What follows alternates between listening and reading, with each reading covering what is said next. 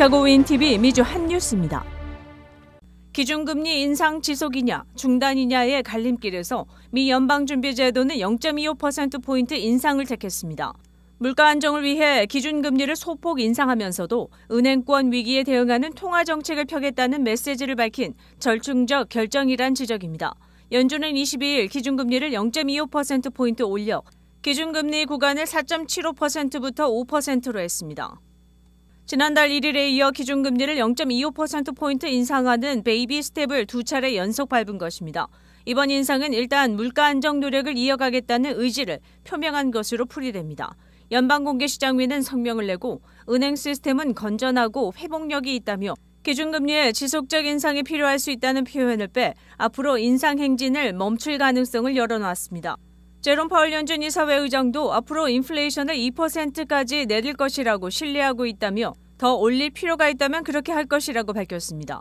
또 올해 기준금리 인하는 없을 것으로 본다고 덧붙였습니다. 연준은 은행 시스템의 상태를 계속 면밀히 관찰하면서 그것을 안전하고 건전하게 유지하도록 모든 수단을 쓸 준비가 돼 있다고 강조했습니다. 은행 파산이란 악재가 터지면서 이번에는 기준금리 인상을 멈춰야 한다는 의견도 대두됐으나 소폭 인상으로 마무리한 것입니다. 이대로라면 연내에는 한 차례 0.25%포인트 인상이 전망되고 있으며 연준은 연말 물가 상승률을 3.3%로 제시했습니다.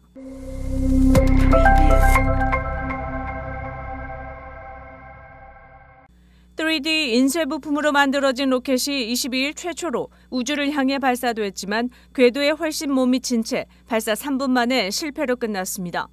렐러티비티 스페이스가 제작한 로켓의 시행 비행에는 이 회사가 제조한 3D 인쇄 로켓 외에는 아무것도 실리지 않았습니다.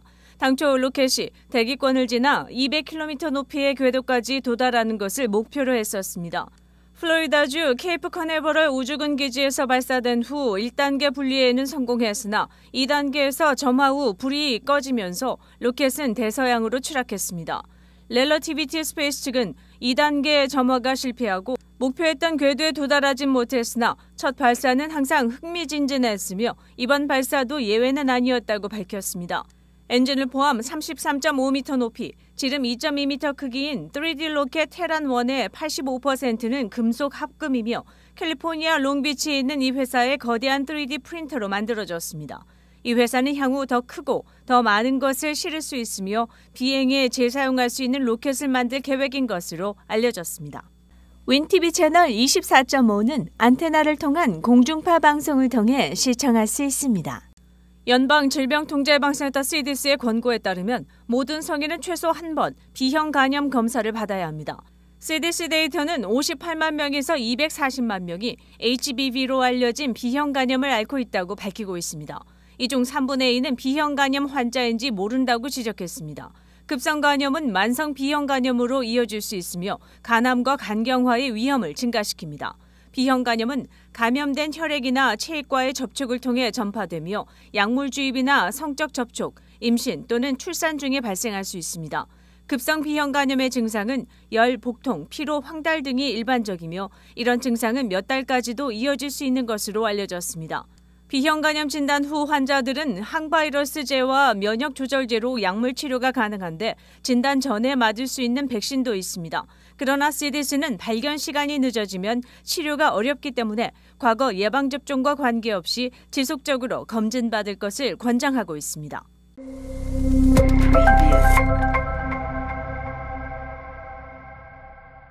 식품 알러지 앱인 스포키는 사람들이 알러지나 만성 소화장애의 안전한 제품과 식당, 장소를 찾을 수 있도록 도와주는 앱입니다. 시카고에 거주하는 수지 헐트퀘스트는 자신의 큰딸이 생명을 위협하는 견과류 알러지를 갖고 있기 때문에 딸이 엄마가 없는 밖에 있어도 안전할 수 있도록 돕기 위해 앱을 만들게 됐다고 현지 언론과의 인터뷰에서 밝혔습니다. 음식 알러지를 가진 사람들은 집에서는 체크하는 것은 비교적 쉽지만 외식할 때 안전한 음식을 찾는 것은 쉬운 일이 아닙니다. 스포키는 사용자들에게 안전한 음식을 선택할 수 있도록 제시하고 음식 알러지 관련 커뮤니티를 연결해 정보를 전달합니다. 또한 음식에 있는 78가지 다른 알러지 유발 항원을 추적하고 사용자들의 리뷰를 받기도 합니다. 스포킨 앱은 현재 약 8만 명의 사용자가 있으며 이 앱은 애플 앱스토어에서 다운로드하거나 스포킨.com을 방문해 자세한 내용을 확인할 수 있습니다.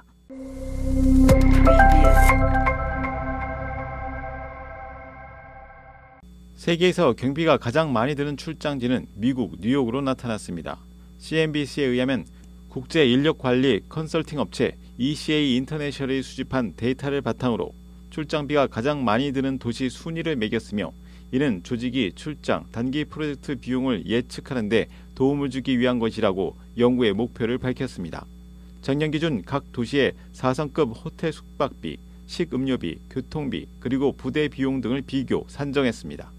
연구 결과 뉴욕은 하루 출장비가 $796로 전년에 비해 출장비가 8% 증가한 것으로 나타났습니다. 국제기구가 밀집한 스위스 제네바, 미국 워싱턴 DC는 각각 2위, 3위를 차지했습니다. 뒤를 이어 취리히, 샌프란시스코, 텔아비브, 로스안젤레스, 런던, 루안다, 파리 등이 선정됐습니다. 아시아에서는 하루 출장비가 $520인 홍콩이 16위를 차지 수위가 됐습니다. 홍콩 다음으로 아시아에서 출장비가 높은 순서는 싱가포르, 도쿄, 상하이, 서울입니다. 지난해 발표된 순위에서 아시아 위였던 도쿄는 엔화 약세에 힘입어 싱가포르와 순위가 바뀌었습니다.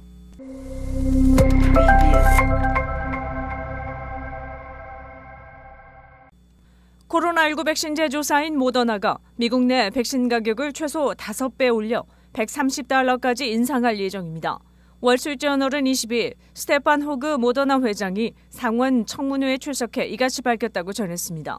그는 보험료, 의료 프로그램, 구매자와의 계약에 따라 달라질 수 있지만 회사는 회당 접종 가격을 약 $130로 결정했다면서 이 가격은 매우 합리적이고 백신의 가치와 일치하는 가격이라고 본다고 덧붙였습니다. 모더나는 현재 회당 $15에서 $26 수준으로 연방정부에 백신을 공급하고 있습니다. 바이든 행정부는 오는 5월 코로나19 공중보건 비상사태를 종료하기로 한 만큼 정부가 구매한 물량이 모두 소진되면 일반 판매가 가능해집니다. 정치권은 여야를 가리지 않고 정부 자금으로 백신을 개발한 제조사들이 높은 수준의 인상 계획을 내놓았다며 철회할 것을 요구하고 나섰습니다. 무소속 버니 샌더스 상원의원은 국민들이 수십억 달러의 비용을 지불하게 될 것이라며 가격 인상 결정을 재고해야 한다고 밝혔습니다.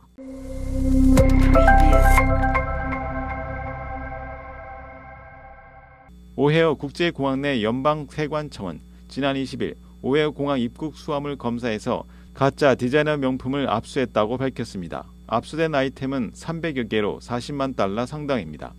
이번 가짜 명품은 태국에서 미국으로 들여오는 2개의 수화물 속에서 발견됐습니다. 한 개는 테네시 주의 집 주소였으며 가짜 시계, 목걸이, 귀걸이, 선글라스 등으로 샤넬, 루이비통, 버버리, 펜디 등 명품의 라벨이 붙어 있습니다. 두 번째 수화물은 텍사스의 한 집으로 배달되는 것으로 구찌와 크리스탄 디올, 입생 로랑 상품과 더불어 샤넬 귀걸이, 스카프 벨트 등이 포함되어 있었습니다. 세관 측은 범죄자 집단에서 마약 거래와 돈 세탁 등을 목적으로 가짜 명품을 이용한 불법 판매가 성행 중이라며 최근에는 온라인 판매가 인기를 끌면서 가짜 명품의 소비자들은 한 해 1천억 달러를 쓴다며 주의를 환기시켰습니다.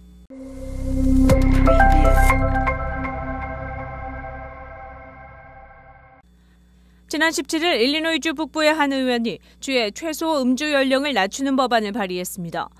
프리포트 의원이 제안한 법안을 존 카벨로는 의회에 상정했습니다. HB 4021은 금주법 종료에 따라 음주 연령을 21세로 설정한 1934년 주류관리법을 개정해 주의 법적 음주 연령을 18세로 낮추는 것입니다.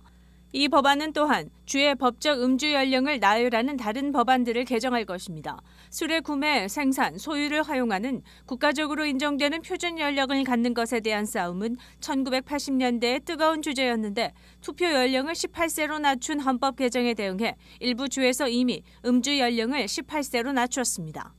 질병통제예방센터는 21세로 설정된 최소 음주 연령이 차량 충돌을 줄이고 미성년자 음주를 줄였으며 미국 젊은이들이 약물 의존, 건강상의 부작용, 자살과 같은 부작용을 피할 수 있도록 도왔다고 밝혔습니다. 일부 옹호자들은 음주 연령을 18세로 낮추는 것에 대한 지지를 표명했는데 인디아나 대학의 한 연구는 그렇게 하는 것이 젊은 성인들이 통제된 환경에서 술을 마실 수 있게 할 것이고 불법적이고 비밀스러운 음주로 인한 무책임한 행동을 줄일 수 있다고 주장했습니다. 시카고 한인동포 일간지 한국일보는 전자신문으로도 배포됩니다. 시카고 한국일보 무료 신문은 가까운 한인 식당이나 마켓에서 볼 수 있습니다. 뉴스24에서는 여러분의 제보를 기다립니다.